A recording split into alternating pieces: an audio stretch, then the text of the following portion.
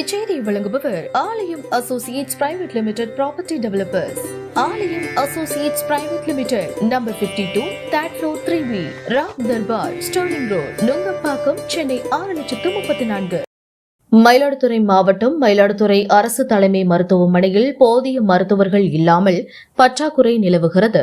இதன் காரணமாக நோயாளிகளுக்கு தகுந்த சிகிச்சை அளிக்க முடியவில்லை என்ற குற்றச்சாட்டு எழுந்து வரும் நிலையில் இன்று காலை 8:30 மணி வரை புறநோயாளிகள் பிரிவு மற்றும் அவசர சிகிச்சை பிரிவு ஆகிய 2 இடங்களிலும் மருத்துவர்கள் இல்லாத காரணத்தால் நூற்றுக்கணக்கான நோயாளிகள் வரிசையில் காத்து கிடந்தனர். 40 மருத்துவர்கள் பணி செய்ய வேண்டிய மாவட்டத்தின் தலைமை மருத்துவமனையில் 24 மருத்துவர்கள் மட்டுமே பணியில் உள்ளனர். இதனால் இரவு நேர பணி முடிந்து காலை பணிக்கு வர வேண்டிய மருத்துவர்கள் தாமதமாக வரும் சூழ்நிலை நிலவுவதாக மருத்துவ வட்டாரங்கள் தெரிவிக்கின்றன.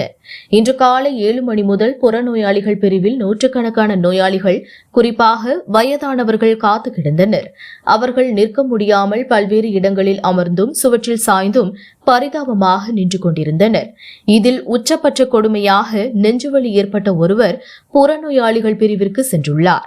அங்கு மருத்துவர்கள் இல்லை என்பதற்காக அவசர சிகிச்சை பிரிவிற்கு அனுப்பி வைத்தனர்.